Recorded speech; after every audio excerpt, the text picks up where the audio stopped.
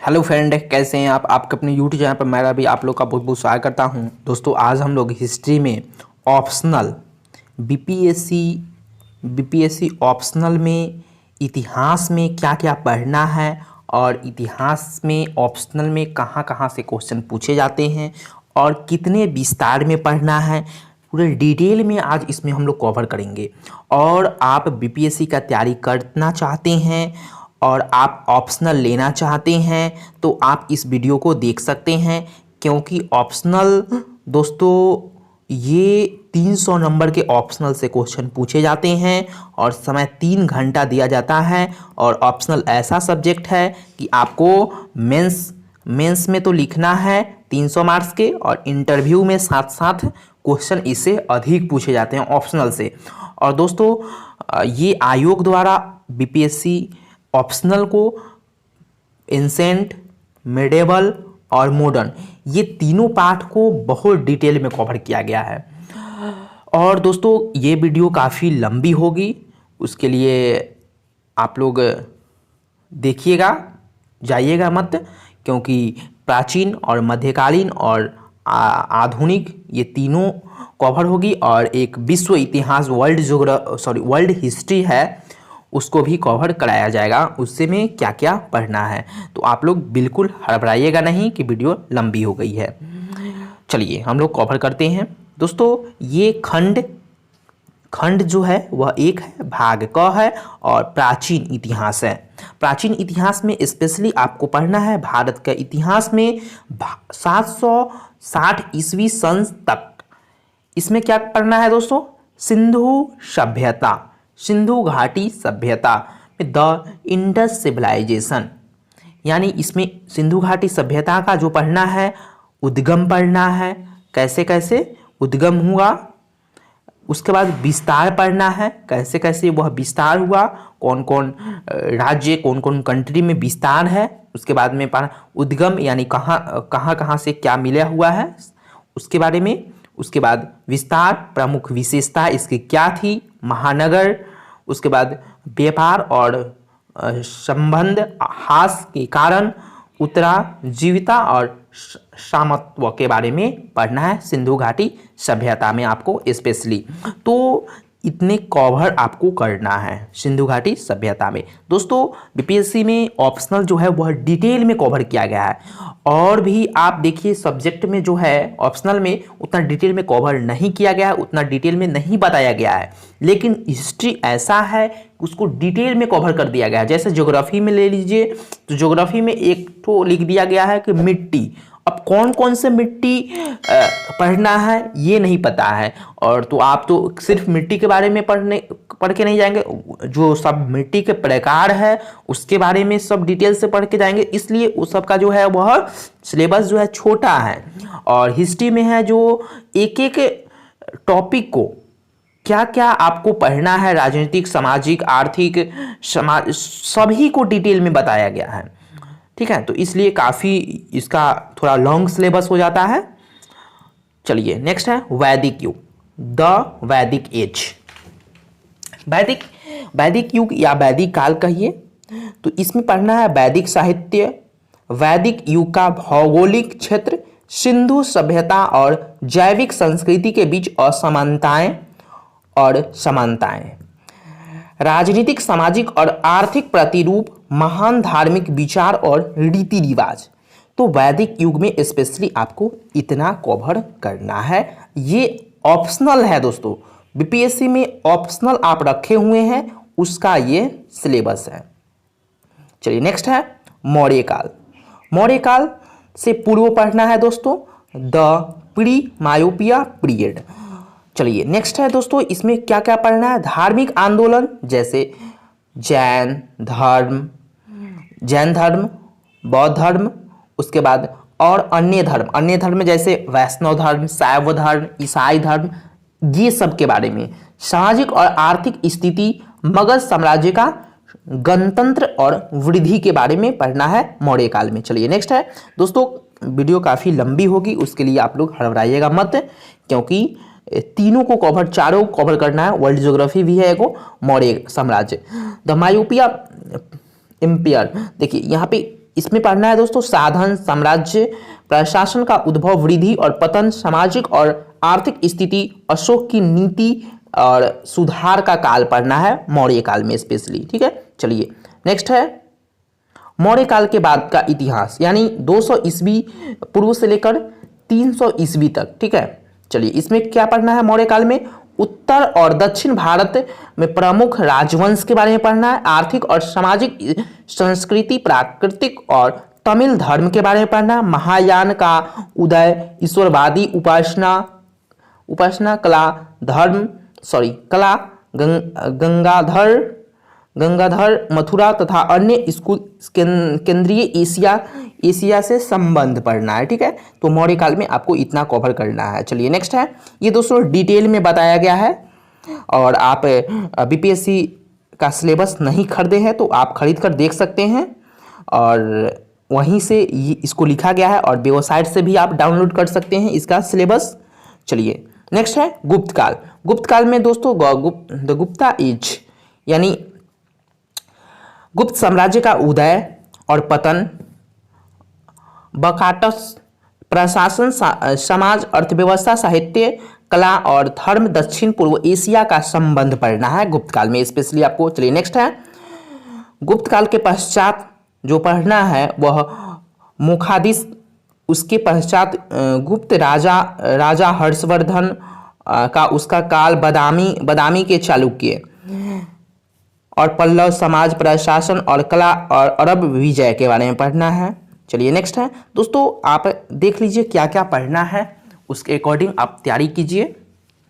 चलिए नेक्स्ट है विज्ञान और प्रौद्योगिकी, शिक्षा और ज्ञान का सामान्य पुनर्निरीक्षण। बहुत ऐसे होंगे से कहेंगे कि पूरे डिटेल में कितना बहुत बड़ा है दोस्तों। यह बड़ा क्यों है, क्योंकि यह बीपीएससी का सिलेबस और ये डिटेल में कवर किया गया है और राज्य का प्रतिष्ठित एग्ज़ाम है। और दोस्तों मान के चलिए इसमें हम अगर कोई सब्जेक्ट को छोड़ दे, अगर वही आपके एग्ज़ाम में पूछ लिए जाते हैं तो आप तो फिर उस समय कमेंट में कुछ लिखिएगा। इसलिए आपको क्या क्या पढ़ना है और डिटेल में यहाँ बताया गया है। और इसके बाद वाले वीडियो में हम लोग जो प्रीवियस ईयर क्वेश्चन देखकर उसमें क्या क्या लिस्ट एंड टॉपिक है और कितने वर्ड से बराबर पूछे जा रहे हैं उसके बारे में हम लोग चर्चा करेंगे। चलिए फाइनली आपका एंशिएंट हिस्ट्री में जो है इतने सारे टॉपिक जो है वह 6-7 टॉपिक को कवर करना है। और देखिए यहाँ पे क्या है, सिंधु घाटी सभ्यता पहला टॉपिक, दूसरा वैदिक युग। देखिए सिंधु घाटी सभ्यता में क्या क्या पढ़ना है इसको डिटेल में कर दिया गया है। उसके बाद वैदिक युग में क्या क्या पढ़ना है इसको डिटेल में कर दिया गया है।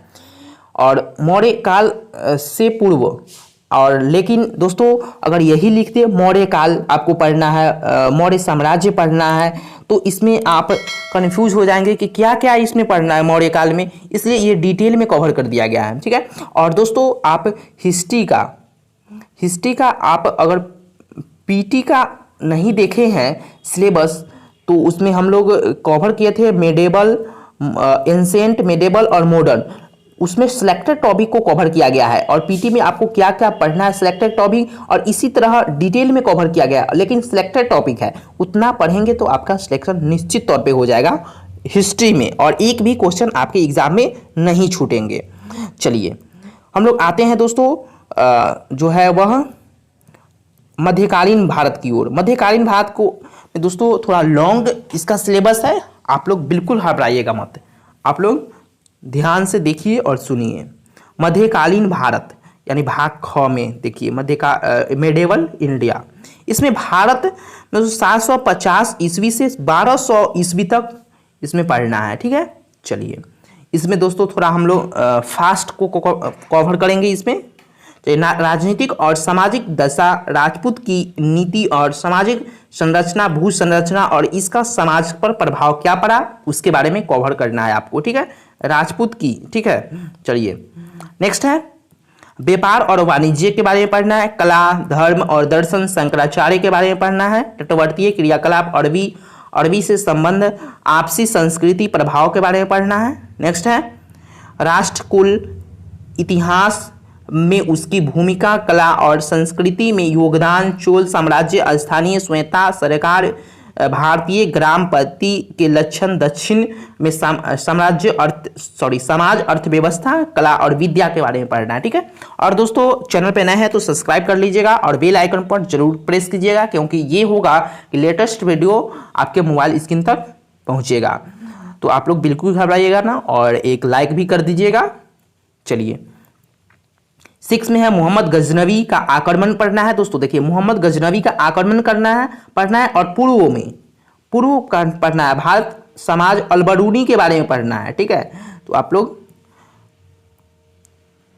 लोग देख सकते हैं क्या क्या पढ़ना है, डिटेल में कहा गया है यहाँ पे। भारत जो कि 1200 ईस्वी से 765 ईस्वी तक पढ़ना है। उत्तरी भारत में दिल्ली सुल्तानों की नींव कैसे पड़ी थी उसके बारे में पढ़ना है। उसका कारण, परिस्थितियां, भारतीय समाज की पर उसका प्रभाव के बारे में पढ़ना है। ठीक है दोस्तों, ये फाइनली गलती है, ये नहीं करना है।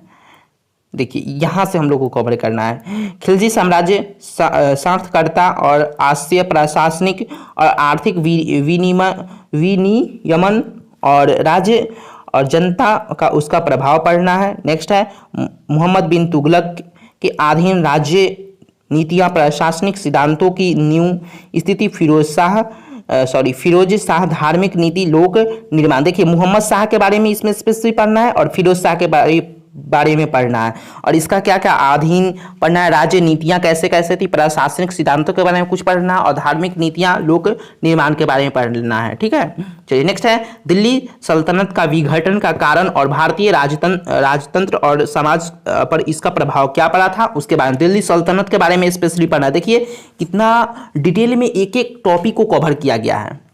ठीक है, चलिए नेक्स्ट है राज्य का स्वरूप और विशेषता, राजनीतिक विचार और संस्था, कृषि संरचना और संबंध, शहरी केंद्र की वृद्धि, व्यापार और लघु वाणिज्य, शिल्पकारों और कृषकों, नवीन शिल्प उद्योग और प्रौद्योगिकी की, भारतीय औषधियों की स्थिति के बारे में पढ़ना है। ठीक है, चलिए नेक्स्ट है, देखिए यहाँ पे भारतीय संस्कृति पर इस्लाम का प्रभाव, मुस्लिम रहस्यवादी आंदोलन, भक्ति संतों की प्राकृतिक और सार्थकता, महाराष्ट्र धर्म, वैष्णव पुनरुद्धारों के आंदोलन की भूमिका, चैतन्य आंदोलन की सामाजिक और धार्मिक संस्कृति, मुस्लिम सामाजिक जीवन पर हिंदू समाज का प्रभाव।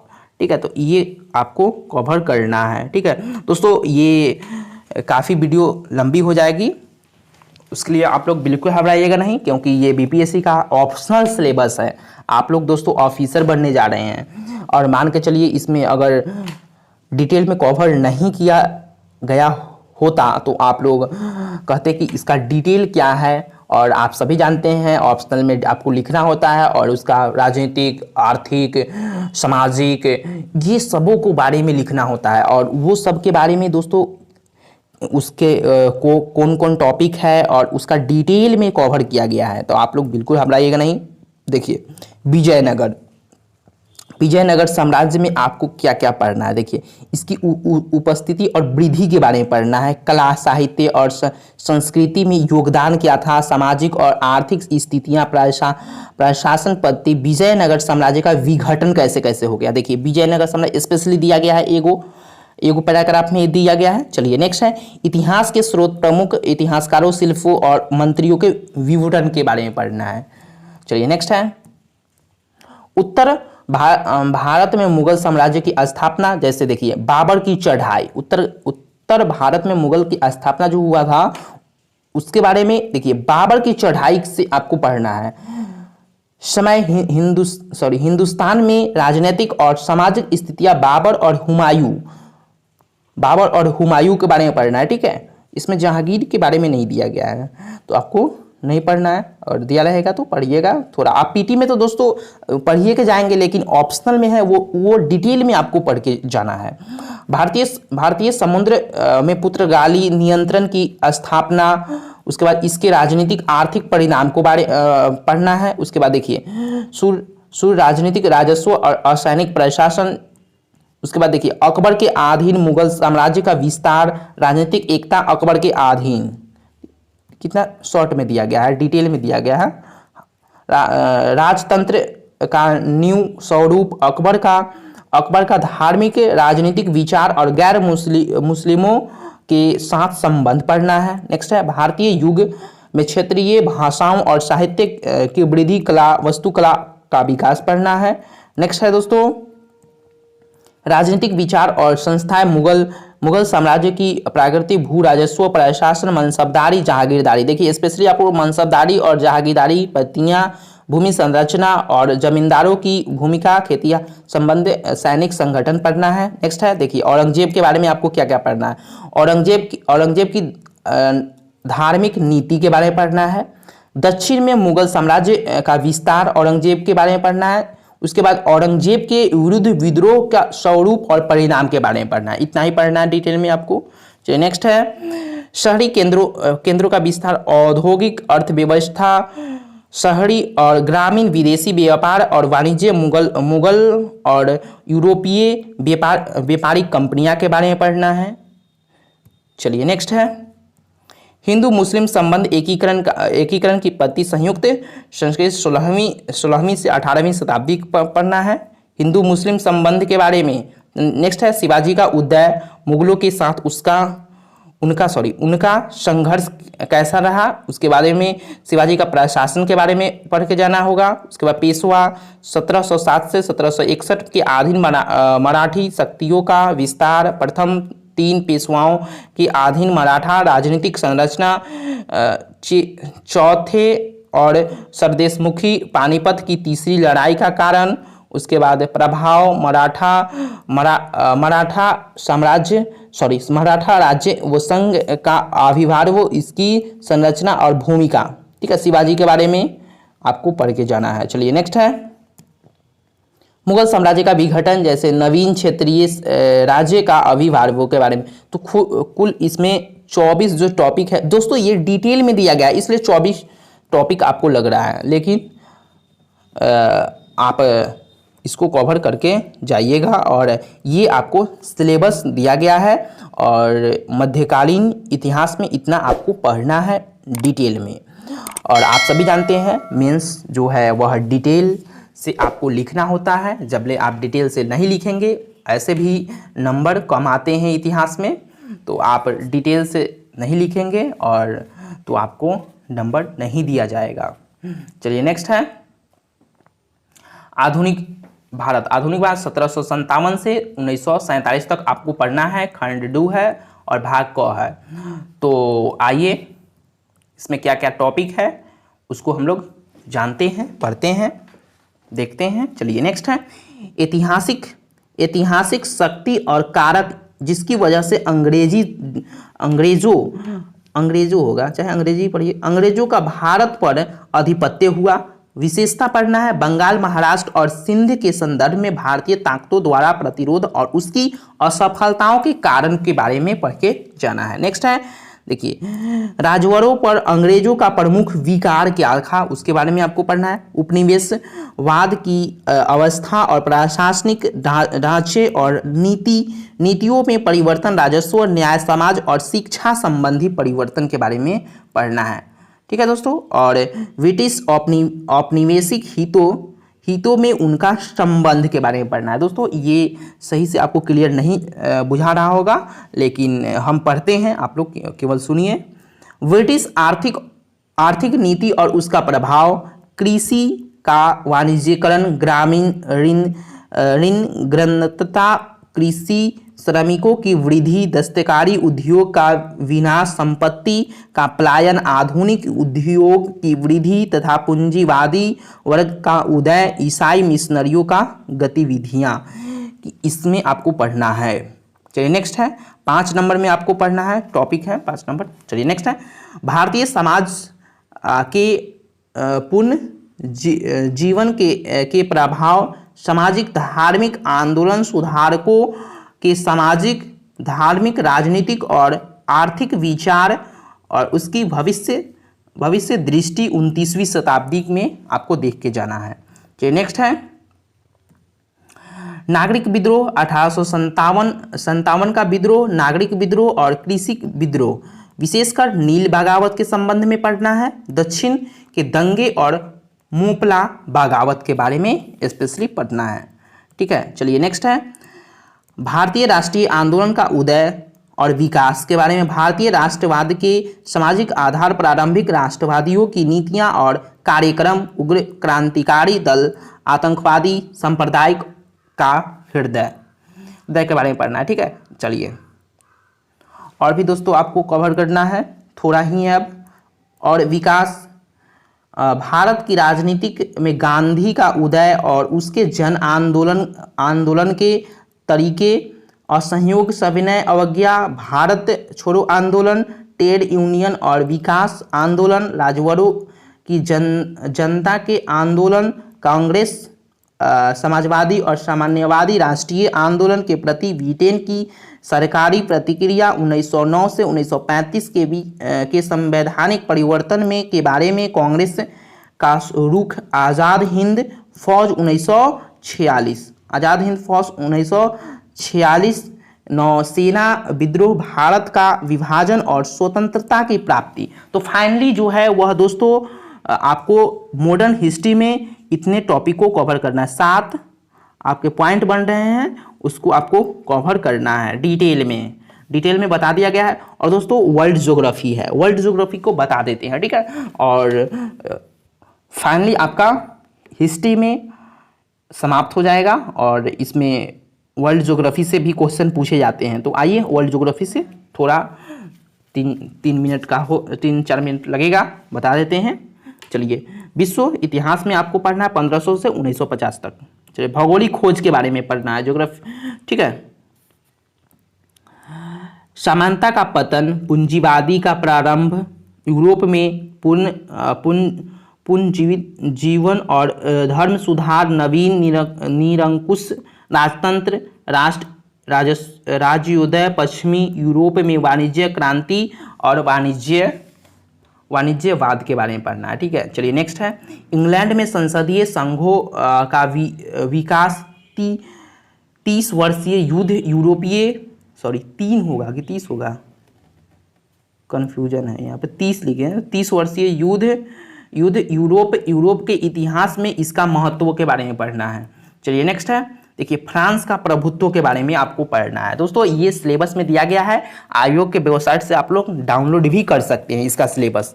चलिए नेक्स्ट है विश्व के वैज्ञानिक दृष्टिकोण का उदय के बारे में पढ़ना है। क्या क्या वैज्ञानिक दृष्टि का उदय है विश्व में, उसके बारे में। प्रबंधन का युग, अमेरिका की क्रांति का महत्व, फ्रांस की क्रांति तथा नेपोलियन का युग के बारे में पढ़ना है। 1789 से 1915, विश्व इतिहास में इसका महत्व, पश्चिमी यूरोप में सुधारवाद तथा प्रजातंत्र का विकास, उसके बाद प्रजातंत्र का विकास 1815 से 1914 तक कवर करना है। औद्योगिक क्रांति का वैज्ञानिक तथा तकनीकी पृष्ठभूमि, यूरोप के औद्योगिक क्रांति की अवस्थाएं, यूरोप में सामाजिक तथा श्रम आंदोलन के बारे में पढ़ना है। थोड़ा सा है दोस्तों, आप लोग बिल्कुल हर रही हैं दोस्तों, ये डिटेल में है। चलिए नेक्स्ट है विशाल राष्ट्र राज्यों की दृष्टिकरण, इटली का एकीकरण, जर्मन साम्राज्य का आबादीकरण, अमेरिका का सिविल युद्ध, 19वीं और 20वीं शताब्दियों में एशिया तथा अफ्रीका में उपनिवेशवाद तथा साम्राज्यवाद। नेक्स्ट है चीन तथा पश्चिमी शक्तियां, जापान और इसके उदय की बड़ी शक्तियां, रूप और आधुनिकीकरण। नेक्स्ट है यूरोपीय शक्ति तथा ऑटोमन एम्पायर 1815 से 1914 तक आपको कवर करना है। ठीक है दोस्तों, और दोस्तों ये जो है वह वर्ल्ड ज्योग्राफी है, वो प्रथम विश्व युद्ध के बारे में आपको पढ़ना है। इसमें पढ़ना है युद्ध का आर्थिक तथा सामाजिक प्रभाव पेरिस संधि के परिप्रेक्ष्य में 1919। नेक्स्ट है रूस की क्रांति 1917, रूस में आर्थिक तथा सामाजिक पूर्ण निर्माण, इंडोनेशिया, चीन तथा हिंद चीन के राष्ट्रवादी आंदोलन, चीन में वाद का उदय और स्थापना, अरब संसार का जागृत्य, मिस्र में स्वाधीनता तथा सुधार हेतु संघर्ष, कलाम अतातुर्क के अधीन आधुनिक तुर्की का अचिरधन, अरब राष्ट्रवाद का उदय। चलिए नेक्स्ट है 1929 और 32 का विश्व युद्ध, वलन फ्रैंकलिन डी रूजवेल्ट का न्याय व्यवहार, यूरोप में सर्वसत्तावाद, इटली में मोहब्बाद, जमर्द में नाजीवाद, जापान में सैन्यवाद, द्वितीय विश्व युद्ध का उद्गम का परिणाम। दोस्तों फाइनली जो है वह एंसेंट, मेडिवल और मॉडर्न हिस्ट्री में आपको इतने सारे टॉपिक को पढ़ना है और ये दोस्तों डिटेल में कवर किया गया है और डिटेल में क्या क्या पढ़ना है उसके बारे में जो है सिलेबस में दिया गया है। और आप मीन्स जानते हैं कि डिटेल में आप लिखेंगे नहीं, आपका नंबर नहीं आएगा और आप का नंबर कम आएगा तो आपका सिलेक्शन भी नहीं हो सकता है। ठीक है, तो ये आप जो है वह यह मेंस है, मेंस का ऑप्शनल है, ऑप्शनल मेंस का ऑप्शनल है और हिस्ट्री और आप पीटी का ऑप्शन, पीटी का आप नहीं देखे हैं लिस्टेड टॉपिक हिस्ट्री का, तो लिंक डिस्क्रिप्शन बॉक्स में दे दिया जाएगा, वहां से आप लोग देख लीजिएगा। और दोस्तों यह वीडियो कैसा लगा आप हमको जरूर कमेंट में बताइएगा। और दोस्तों थोड़ा लॉन्ग वीडियो हो गया है उसके लिए मैं क्षमा चाहता हूं। चलिए हम लोग फिर नेक्स्ट वीडियो मिलेंगे। थैंक यू सो मच, नमस्कार।